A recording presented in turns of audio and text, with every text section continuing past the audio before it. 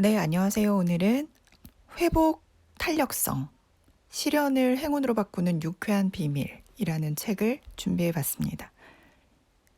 원래 회복 탄력성이라는 거는 이제 원래 제자리로 돌아오는 힘, 회복력 혹은 높이 다시 튀어오르는 탄력성을 뜻하는 말이래요. 그런데 심리학에서는 주로 어떤 어려움, 시련, 고난, 이런 것들을 이겨내는 긍정적인 힘을 의미하는 말로 쓰인다고 합니다. 그래서 이 책에서는 심리학적인 이런 부분들을 다루고 있어요. 회복 탄력성. 계속해서 인생에서 부딪히는 크고 작은 어려움 속에서 그것들을 어떻게 극복하고 회복할 수 있는지, 그런 부분들이 여러분의 삶에 작은 위안이 되셨으면 좋겠고 또 도움이 되셨으면 좋겠습니다. 한 중요한 실험 결과가 나오는데요. 하와이 카와이 섬은 지독한 가난과 질병에 시달렸고 주민의 대다수가 범죄자나 알코올 중독자 혹은 정신질환자였대요. 학교 교육조차 제대로 이루어지지 않아서 청소년의 비행도 심각한 수준이었다고 합니다.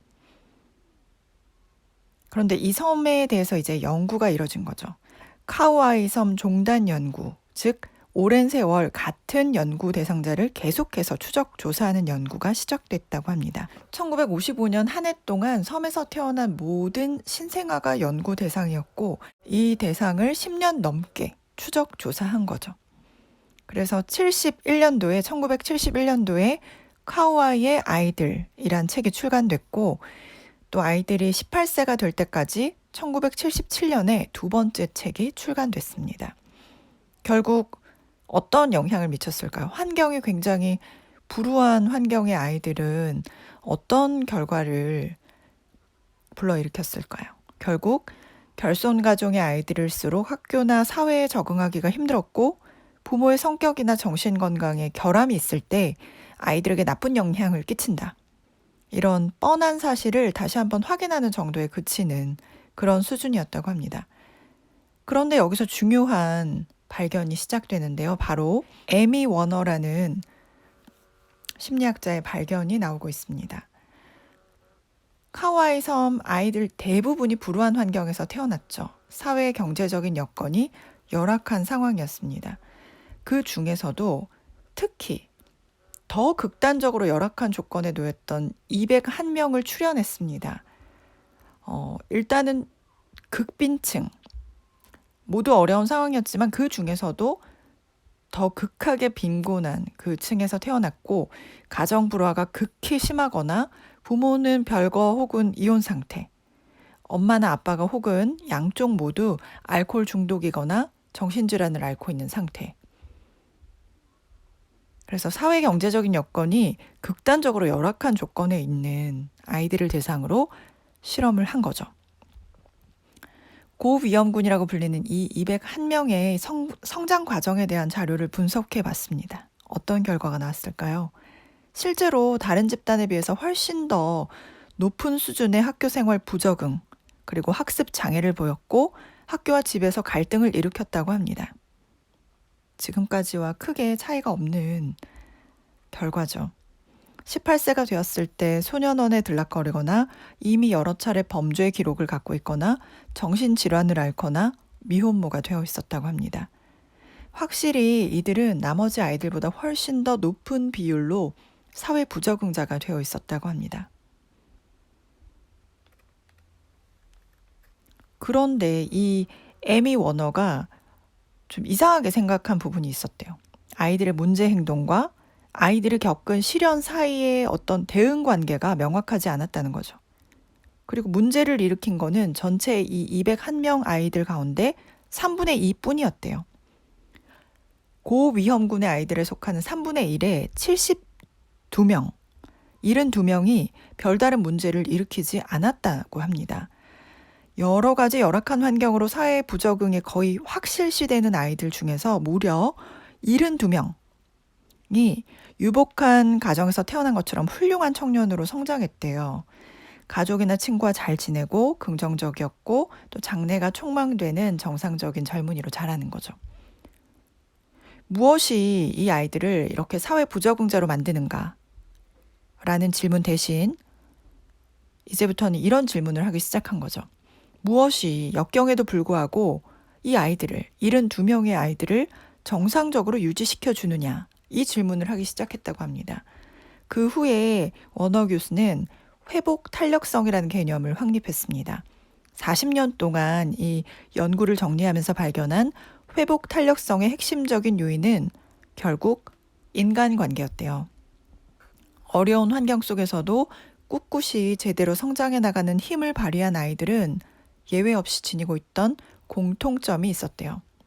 그것은 아이의 입장을 무조건적으로 이해해주고 받아주는 어른이 적어도 그 아이의 인생 중에 한 명은 있었다는 겁니다. 엄마 아빠였든 할아버지 할머니 삼촌 이모든 간에 그 아이를 가까이서 지켜봐주고 무조건적인 사랑을 베풀어서 아이가 언제든 기댈 언덕이 되어주었던 사람이 적어도 한 사람은 있었던 겁니다.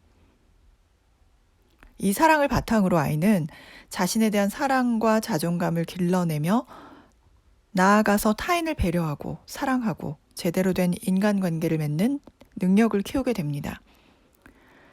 이 사람마다 역경을 극복하는 능력이 있는데 그 능력이 바로 회복 탄력성이라고 합니다. 어린 시절에 부모나 가족들로부터 헌신적인 사랑과 신뢰를 받고 자란 사람은 회복 탄력성이 높다고 합니다. 그리고 비단 어린 시절뿐만이 아니라 어른이 된 이후에도 스스로의 노력과 훈련에 의해서 회복 탄력성이 얼마든지 높아질 수 있다라고 이 에미 워너는 말하고 있습니다. 그래서 이 섬에서 이루어진 연구, 하와이 섬에서 이루어진 연구는 지금까지는 무엇이 아이들을 이렇게 문제 행동으로 만드는가? 그 환경과 연결해서 그 부분에 집중이 맞춰져 있었다면 에미 워너는 극심한 어려움 속에서도 정말 잘 자란 그 아이들은 도대체 어떻게 이렇게 힘든 상황들에도 불구하고 잘 자랄 수 있었는가? 이쪽으로 이제 이쪽으로 연구의 초점을 바꾸기 시작한 거죠. 그래서 정말 중요한 건 바로 인간관계였구나. 정말 어떤 사람에게 기댈 언덕이 되어준다는 거, 그리고 기댈 언덕이 있다는 거, 그게 정말 중요하구나. 살아가는 데 있어서 그게 정말 중요하구나라는 생각을 하게 되면서 참 많은 생각이 들더라고요. 여러분은 어떠세요? 저는 지금 성인이 되어 있는 상황이고 저 역시 뭐 크고 작은 여러 가지 시련들 그리고 인생의 어려운 시기들을 겪으면서 지금까지 살아왔고 또 앞으로도 그렇게 살아가겠죠. 그런데 그런 상황 속에서 제가 저 자신을 일으켜 세울 수 있었고 또 회복될 수 있었던 부분이 나에게 무조건적이고 헌신적인 사랑을 베풀어준 사람들 때문이었구나 라는 생각에 감사하는 마음이 생기게 됐고 그리고 정말 누군가에게 그런 사람이 되어주고 싶다. 그런 마음이 많이 들었습니다. 회복 탄력성의 요소 중에 자기 조절 능력이라는 게 나오는데요.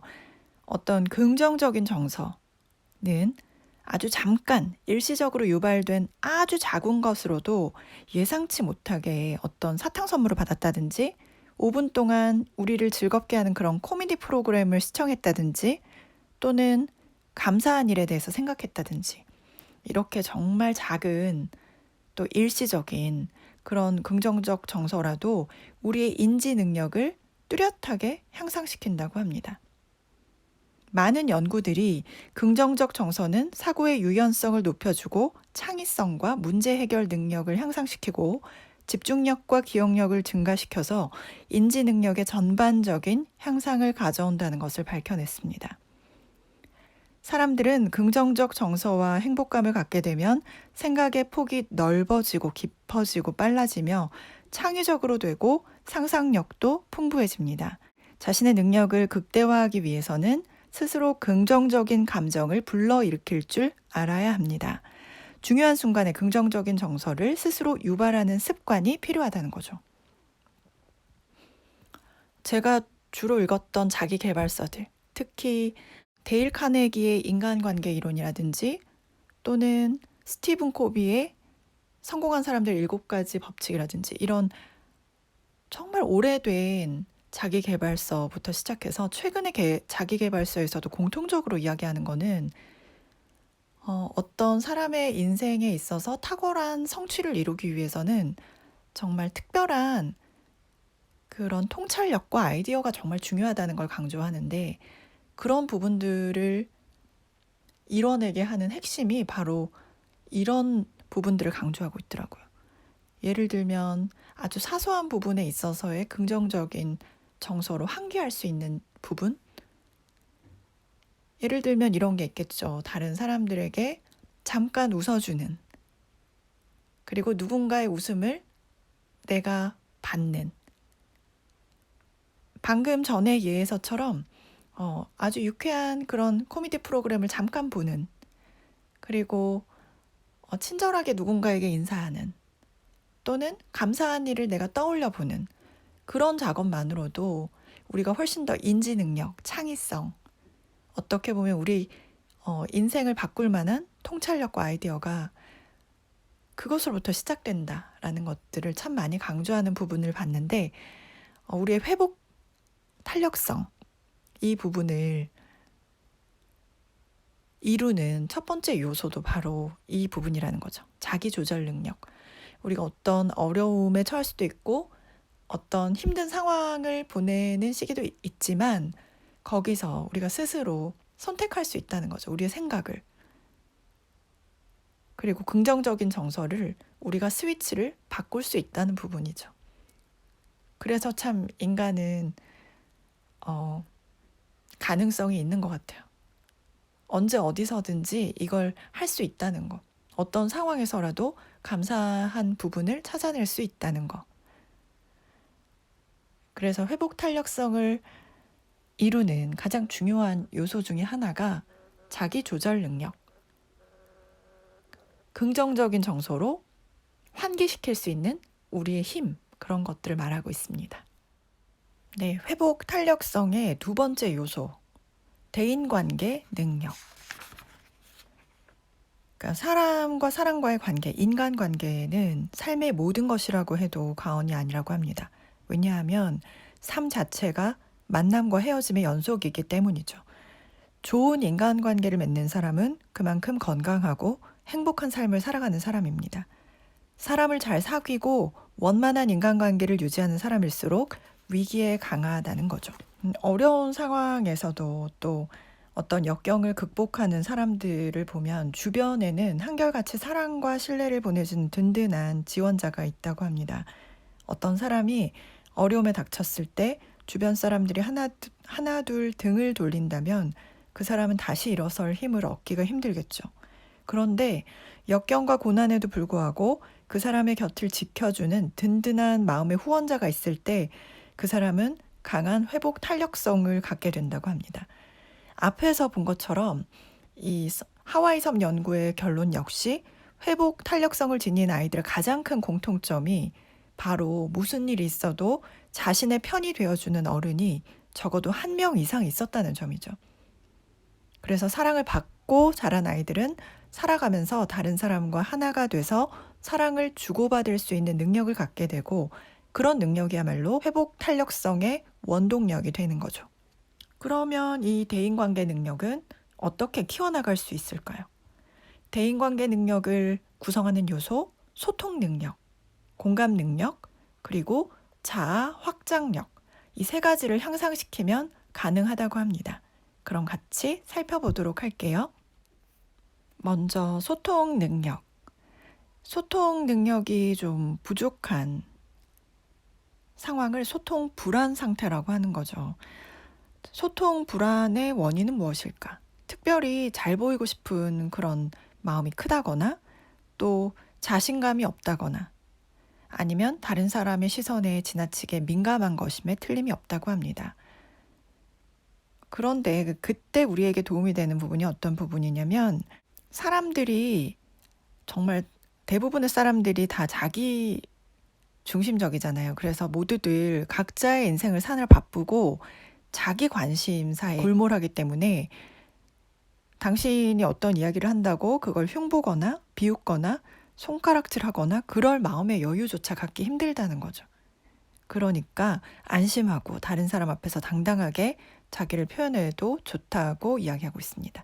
왜냐하면 다른 사람의 시선에 이제 크게 반응하는 것은 소통 능력 향상에 도움이 되지 않는다는 거죠. 정말 실제로 내가 관심을 가지고 있는 거는 다른 사람들보다는 나일 때가 더 많죠. 그래서 뭔가 사람들이 자기가 이 세상의 중심이고 모든 스포트라이트가 자기 자신을 향해 있다는 착각 속에 살고 있는데 그런데 실제로는 그렇지 않다는 거죠.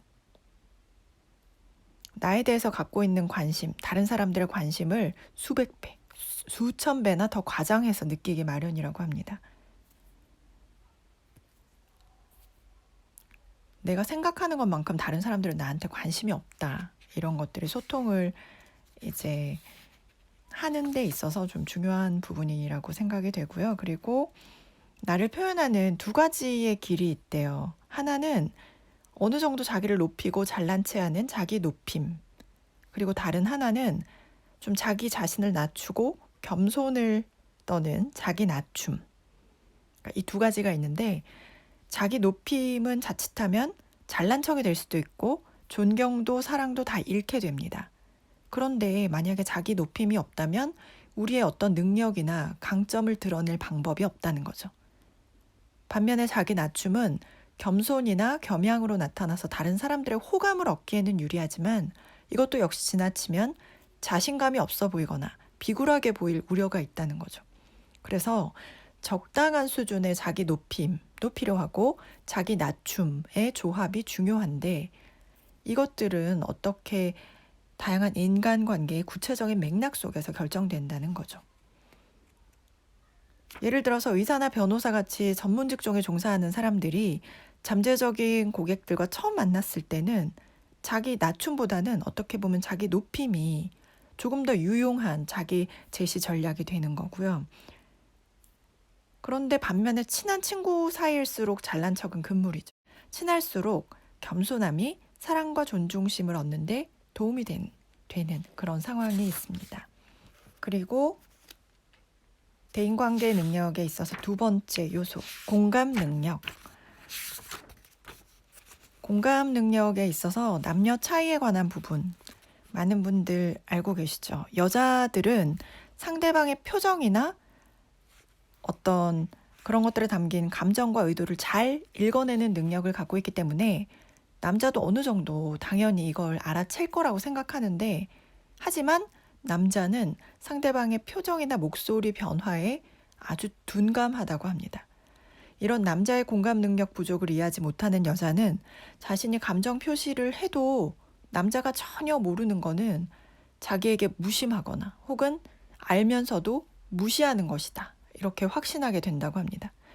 더 큰 분노와 좌절에 사로잡히고 마는 거죠. 그러다가 어느 순간에 분노를 폭발시키게 되면 남자는 이런 반응인 거죠. 이 여자가 갑자기 왜 이러지?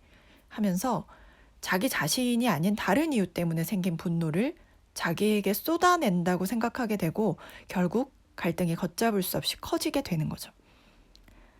그래서 이런 갈등을 예방하려면 어떻게 해야 되냐? 여자의 입장에서는 불만이나 감정의 변화를 되도록 구체적인 언어적인 메시지로 전달해 줘야 됩니다. 왜냐하면 목소리 톤의 변화나 표정의 변화 이런 것들로는 충분히 상대가 인식할 수 없기 때문에 인식하지 못할 수 있기 때문에 구체적으로 좀 표현하려고 하는 언어적으로 표현하려고 하는 그런 부분이 필요하고 또 남자들 경우에는 상대방의 그런 표정을 읽는 것들이 여자들보다 훨씬 둔감하다는 것들을 좀 스스로 깨닫고 혹시 여자가 갑자기 화를 내면 내가 상대방의 감정 변화를 미처 몰라봤구나 이렇게 하고 반성을 하면 서로 공감을 위한 노력을 하는 부분들이 도움이 된다는 부분이 나와 있습니다. 그리고 마지막으로 대인관계 능력의 세 번째 요소, 자아 확장력.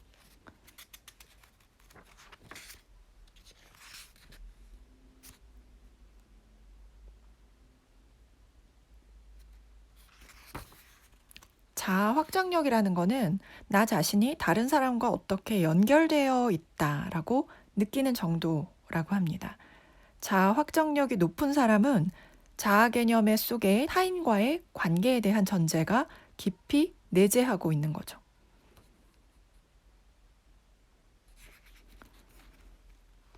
사회적 관계에 관해서는 좀 유명한 실험 결과, 모든 사람들이 한 번쯤은 들어봤을 법한 실험 결과가 있죠. 특히 유아 시절에 엄마와의 관계, 이것들이 성장에 있어서 얼마나 큰 영향을 주는지, 그런 부분들이 여러 연구를 통해 입증되었는데, 우리가 흔히 알고 있는 가짜 어미 실험, 원숭이 새끼를 어미로부터 떼어내서 가짜 어미가 있는 우리 안에 넣는 거죠. 한 어미는 헝겊을 두른 가짜 어미, 그리고 다른 쪽은 철사로 된 어미. 근데 젖이 나오는 거는 철사로 만든 어미였어요. 그런데 원숭이는 하루 종일 헝겊으로 만든 그런 따뜻하고 그런 부드러운 촉감에 하루 종일 있다가 배가 고프면 잠깐 철사로 만든 그 어미에게 가서 젖만 먹고 다시 이렇게 따뜻한 헝겊 어미에게 가는 그런 상황인 거죠. 그런 가짜 어미조차 없는 그렇게 양육됐던 원숭이들은 대단히 정서적으로 불안한 모습을 보였대요. 뇌가 굉장히 쪼그라들어져 있었대요. 제대로 발육을 하지 못하는 거죠. 사회적인 상호작용이 없었기 때문에. 이렇게 어미의 사랑을 못 받고 자란 암컷 원숭이가 만약에 어미가 되면 어떻게 자기 새끼를 대할까? 그래서 이런 질문들에 대해서 실험을 한 결과 이들 원숭이가 어미의 역할을 전혀 수행하지 못했고 오히려 새끼를 학대하기까지 했대요. 그래서 어떻게 보면 모성애라는 것은 유전자에 의해서 저절로 생겨나는 것이 아니라 엄마에게서 받은 사랑을 자식에게 물려준다. 그런 평범한 사실이 이제 드러난 결과라고 합니다. 그래서 이 책에는 엄마의 따뜻하고 포근한 품과 애정, 대화를 통해서 아기의 뇌가 점차 사회적인 능력을 갖게 되는 거죠. 그래서 생후 1, 2년 동안 받은 그런 자극과 여러 가지 포근한 품과 이런 애정들에 의해서 뇌의 시냅스가 형성되고 이때 뇌의 많은 것들이 결정된다고 합니다. 그래서 이 글을 이렇게 관심 있게 읽고 있을 그런 정신적, 신체적인 건강을 유지하고 있는 모든 사람들은 엄마에게 감사할 일이래요. 왜냐하면 그만큼 뇌가 발달할 수 있었던 거는 우리가 부모로부터 그런 사랑과 애정을 받았기 때문에 가능하다는 거죠. 그리고 20세기 이후의 현대사회 교육 시스템에 대해서 이야기하고 있습니다. 지금 오늘날 학교에서 인간관계에 대한 교육이 전혀 이루어지지 않고 있죠. 지금 제일 강조되는 부분이 언어와 수리 능력, 이걸 강조하고 있는데, 왜냐하면 이 교육은 임금 노동자로서 요구되는 자질이기 때문이래요. 공자나 예수나 소크라테스가 가르쳤던 어떤 인간관계에 대한 덕목은 사실은 그런 노동자를 위한 교육이 아니라 리더가 되기 위해 필요한 것들인데, 이제 현대 학교 교육에서는 리더를 길러내지 않는다는 거죠. 현대 의무교육의 목적은 임금 노동자를 길러내는 데 있다는 겁니다. 그래서 학교나 이런 교육에서 이루어졌어야 할 대인관계 능력이라든지 그런 부분들에 대해서 리더가 되는 자질에 대해서 전혀 우리가 배울 수가 없었기 때문에 학생들이 학교를 다 마치고 사회에 진출해서 직장 생활을 하게 될 때 부족함이나 답답함을 느끼게 되는 거죠. 그래서 직장인들이나 성인들이 교육을 통해서 배우지 못한 부분을 책을 찾아서 스스로 공부하려는 욕구를 갖게 되는데, 이 욕구에 응하는 것이 바로 자기계발서와 처세술 책들이라고 합니다. 그래서 정말 제대로 된 인간관계 교육을 제도권 교육에서도 시행해야 된다. 21세기에는 과거 수천 년 동안 그래왔듯이 리더를 길러내는 것을 교육의 핵심 목표로 삼아야 된다는 거죠. 그래서 단지 수학과 영어를 잘하는 예비 임금 노동자가 아니라 강하고 행복하고 긍정적인 리더십을 지닌 그런 인재로 길러내는 교육이 필요하다라고 말하고 있습니다. 정말 그런 것 같아요. 저도 제가 왜 이렇게 인간관계에 관한 부분, 또 자기 개발에 관한 부분, 처세에 관한 부분이 관심이 많았을까? 정말 너무너무 필요한 부분인데 왜 우리는 이런 것들을 하나도 배우지 않았을까?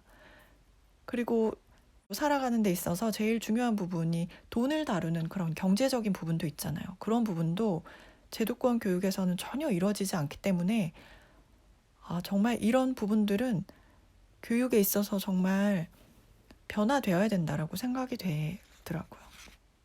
공자의 가르침, 특히 논어를 이제 리더의 자질, 리더가 되고자 하는 사람들이 읽어야 할 어떤 인문고전, 그리고 공자의 논어 이렇게 많이 가르친다고 하잖아요.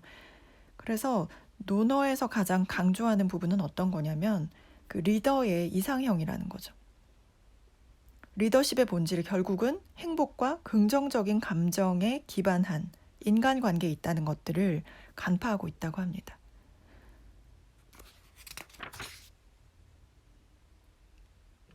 그리고 친구 관계가 굉장히 중요하다는 부분 나오는데요. 친한 친구를 봤을 때 어떤 활성화되는 뇌 부위가 있대요. 3개쯤. 그런데 이 부위들은 알코올 중독자가 술병을 눈으로 봤을 때 활성화되는 부위와 같대요. 그만큼 친한 친구는 우리에게 특별한 존재입니다. 친한 친구만큼 우리의 뇌를 긍정적인 상태로 즐겁게 흥분시키는 것도 없다고 합니다. 친한 친구하고 같이 있으면 사람들은 평균 30배 이상 더 많이 웃는다고 해요. 친한 친구들을 만나면 다시 건강한 어린아이로 돌아가죠. 그래서 자기조절 능력과 대인관계 능력이 높은 사람은 친밀한 관계를 잘 만들고 또 유지시키고 인생에 어려움이 있을 때 이 친구들로부터 감정적인 지지를 얻을 수 있고 그래서 친구가 정말 중요하다는 거.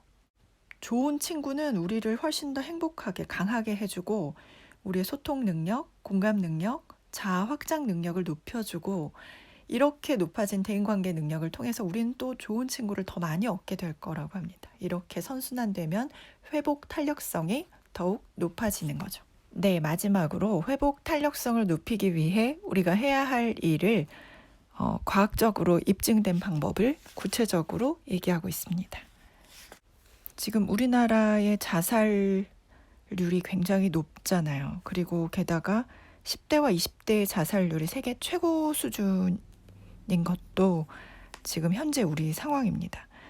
전문가들은 자살의 가장 큰 원인을 우울증으로 보는데 우울증은 디프레션의 번역어잖아요. 많은 사람들이 우울한 감정, 울적한 기분 이런 것들을 우울증의 핵심 증상으로 착각하는데 차라리 무기력증이라고 번역하는 편이 나았을 거라고 합니다. 무언가에 짓눌려서 몸과 마음이 꼼짝도 할 수 없을 만큼 억눌린 상태가 곧 우울증이라는 거죠. 무기력증을 느끼고 일에 집중하지 못하고 자기 자신에 대해서 무가치함, 죄책감을 느끼는 것이 우울증의 핵심이라고 합니다. 우울증뿐만이 아니라 우리나라는 치매와 불안장애 이런 것 역시 세계에서 가장 빠른 속도로 증가하고 있대요. 자살이나 우울증, 치매, 불안장애 등의 이런 급속한 증가는 우리 사회 전체가 정말 엄청난 불행감에 시달리고 있음을 단적으로 보여주는 그런 부분이 될 수 있죠. 그래서 비관주의와 우울증에 시달리는 뇌에 긍정성을 훈련시키고 향상시키는 것이 유일한 희망이라는 거죠. 이거는 여유나 사치의 문제가 아니라 많은 사람들에게 죽느냐 사느냐 하는 절박한 문제라는 부분입니다. 그래서 실제적으로 행복의 기본 수준을 높이는 것에 대해서 이야기하고 있습니다. 데니얼 길버트 교수인데요. 어떤 특정한 사건이 어떤 행복감이나 불행감에 미치는 영향 이런 것들에 대해서 사람들이 지나치게 과대평가한다는 것을 밝혀냈습니다. 예를 들어서 미국의 그 교수들은 정년 보장 심사를 받기 전에 이 보장 심사가 자신의 삶을 근본적으로 바꿔놓을 것이라고 확신한다는 거죠. 우리나라의 예로 들면 어떤 공무원 시험 합격? 뭐 이렇게 보편적인 사람들이 이해하기 쉬운 부분들이 될 수 있겠죠.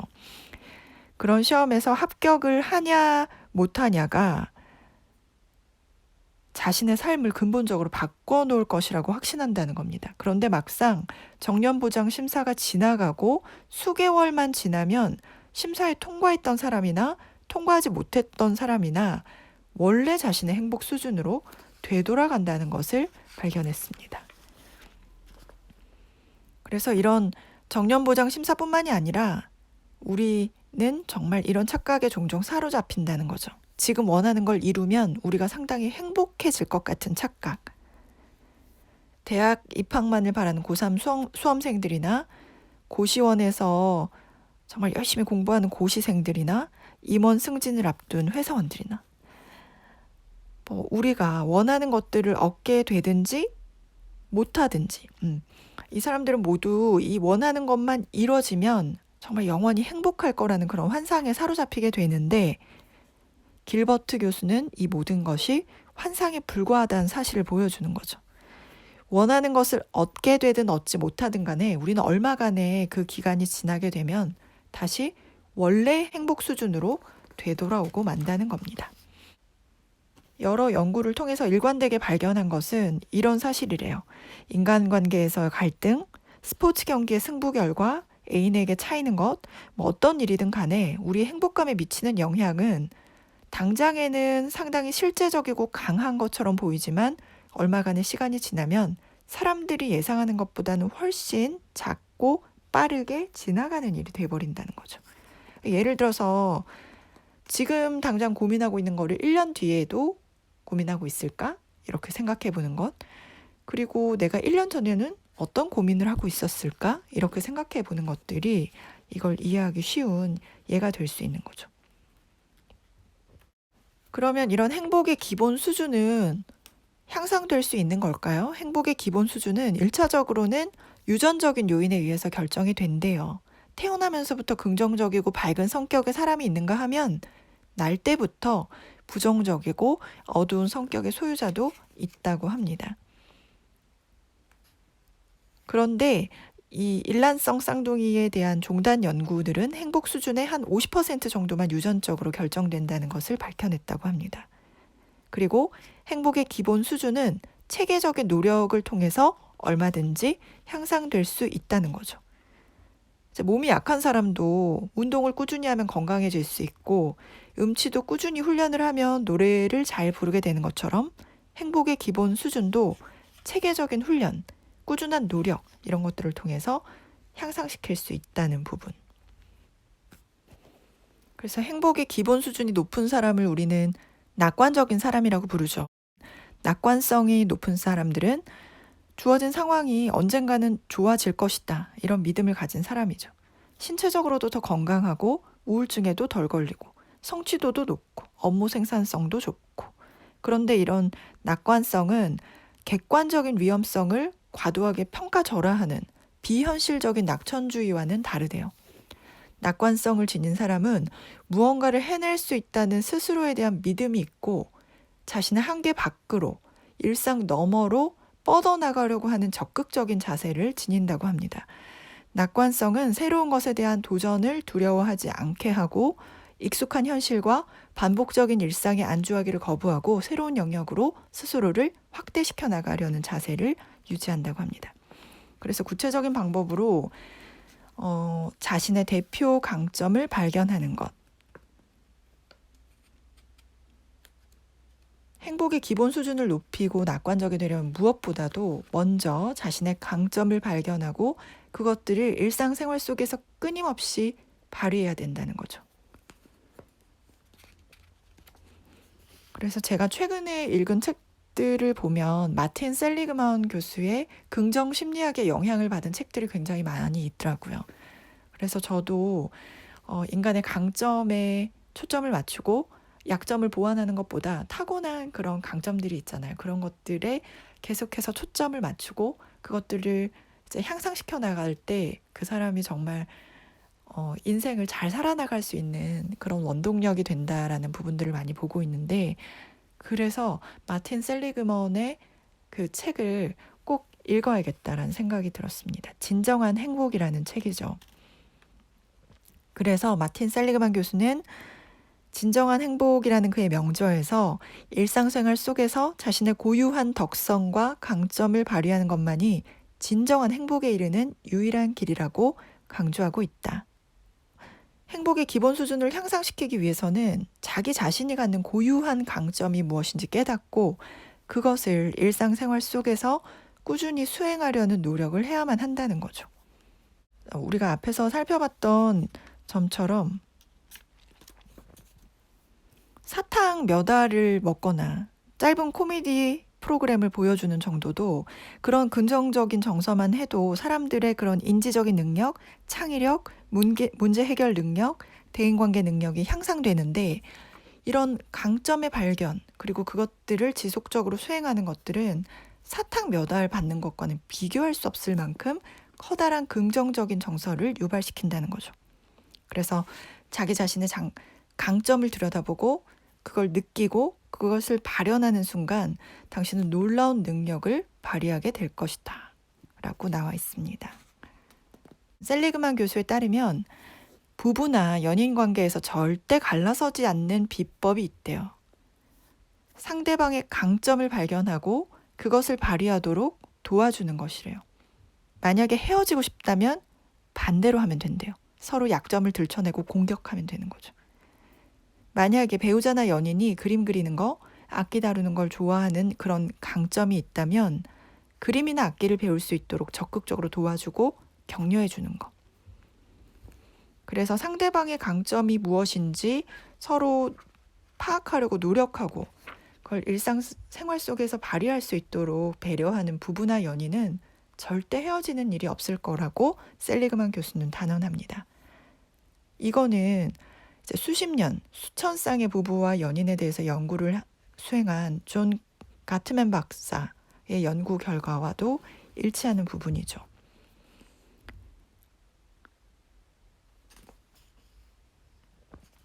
그리고 이런 강점의 발견은 부부나 연인 사이뿐만이 아니라 부모와 자식 간에, 그리고 멘토가 멘티에게 해줄 수 있는 그런 큰 능력이라는 거죠. 우리 자녀들이 강점이 무엇인지 그걸 잘 발휘할 수 있도록 도와주는 것. 그리고 친구들 관계에서도 상대방의 강점을 이야기해주고 그것들을 잘 발휘할 수 있도록 도와주는 것. 회복 탄력성을 향상시키기 위한 2가지 습관이 나오는데요. 마음과 몸에 들이는 2가지 좋은 습관이죠. 하나는 감사하기, 마음에 좋은 습관이고, 다른 하나는 운동하기, 이건 몸에 좋은 습관이죠. 감사하기 훈련의 구체적인 방법이 나오는데요. 잠자리에 들기 전 매일 밤 그날 있었던 일들을 돌이켜보면서 감사할 만한 일을 5가지 이상 수첩에 적어둔대요. 인생 전체에 대해서 막연한 감사가 아니라 오늘 하루 동안 있었던 일들 중에서 구체적으로 적어야 합니다. 이걸 그냥 머릿속으로만 생각하면 안 되나요? 안 된대요. 반드시 글로 기록한 후에 잠자리에 들도록 한대요. 이렇게 하면 우리의 뇌가 그날 있었던 일을 꼼꼼히 회상하면서 그중에 감사할 만한 일을 고르게 되죠. 그것들을 돌이켜보다가 잠들게 된다는 거죠. 왜냐하면 대부분의 기억이 이렇게 우리에게 고착화되는 현상이 잠자는 동안에 일어나기 때문이죠. 그래서 긍정적인 마음으로 그날 하루의 일을 회상하는 뇌의 작용을 일종의 습관으로 만드는 게 굉장히 효과적인 방법이라고 합니다. 감사일기 적기를 며칠 하다 보면 우리의 뇌가 아침에 일어날 때부터 감사한 일을 찾아내기 시작합니다. 즉 일상생활을 하는 동안 늘 감사한 일이 뭐지 이렇게 찾게 되는 그런 습관이 자연스럽게 들기 시작하는 거죠. 그리고 규칙적인 운동이 삶을 변화시키는 것.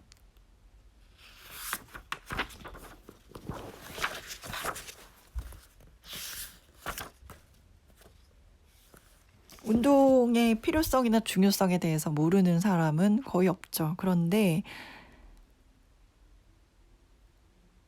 실제적으로 꾸준히 운동하는 사람은 또 많지 않은 게 사실이죠. 그런데 규칙적인 운동을 하려면 어떻게 하는 게 좋을까요? 유산소 운동, 근력 운동, 장력 운동 이 세 가지를 골고루 해야 된대요. 조깅, 에어로빅 줄넘기 같이 유산소 운동, 그리고 팔굽혀펴기나 아령 같이 근력 운동, 또 요가나 스트레칭처럼 장력 운동 이 세 가지를 골고루 하는 게 좋다고 하고요. 그리고 일주일에 3번 이상 하는 것이 좋고 즐겁고 재미있을 정도로 적당히 무리하지 않는 것이 좋다고 합니다. 그리고 음악에 맞춰 하는 에어로빅이나 댄스 스포츠 이런 것들이 정신 건강에 좋대요. 리듬을 타는 거, 그리고 친구와 함께 하는 것도 좋고 야외에서 하는 것도 좋고 일주일에 한 번 정도는 등산이나 걷기 이런 야외 운동을 곁들이는 게 좋다고 합니다. 햇빛이 우울증에 탁월한 효과가 있죠. 그리고 운동의 효과를 믿는 것을 이야기하고 있습니다. 운동이 건강이나 몸매 관리 이런 것들을 위한 것이라고 생각했다면 그게 아니고 긍정적인 뇌를 만들기 위해서, 긍정성을 더 높이기 위해서, 우리의 행복의 기본 수준을 높이기 위해서, 또 회복 탄력성을 높이기 위해서 오늘부터 당장 시작해야 할 바로 일이 규칙적인 운동이라는 거죠. 그래서 회복 탄력성이라는 책을 제가 거의 다 같이 다뤄본 것 같아요. 그래서 정말 중요한 부분이 너무너무 많이 나와 있고 지금 인생에서 좀 힘든 시기를 경험하고 있다라고 생각하시는 분들이 계시다면 이 책을 꼭 한번 읽어보셨으면 좋겠어요. 그래서 실제적으로 정말 뻔한 얘기지만 그걸 하나를 내 일상에 적용시켜 보는 것, 그것이 결국 인생을 한 걸음 나아가게 하더라고요. 그래서 뭐 감사하기, 운동하기, 강점 발견하기, 그리고 친구들과 뭐 대화하기 이런 여러 가지 일들이 정말 누구나 흔히 알고 있고 생각하는 부분이잖아요. 다 그냥 뻔한 이야기다라고 생각하기 쉬운데 그거를 한 번 더 내 일상에 적용시켜 보는 것, 그것이 주는 힘을 저는 매일매일 지금 느끼고 있고 또 경험하고 있기 때문에 여러분들도 그런 힘들을 좀 느껴보셨으면 좋겠다라는 바람으로 이 책을 같이 나눠봤습니다. 혹시라도 힘든 일을 경험하고 계시거나 또는 어려운 상황이신 분들 힘내셨으면 좋겠고 회복 탄력성이 주는 여러 가지 유용한 조언들이 여러분들의 삶에 좀 위로와 힘과 일으켜 세울 수 있는 그런 힘이 되기를 바라는 마음으로 영상을 제작하였습니다.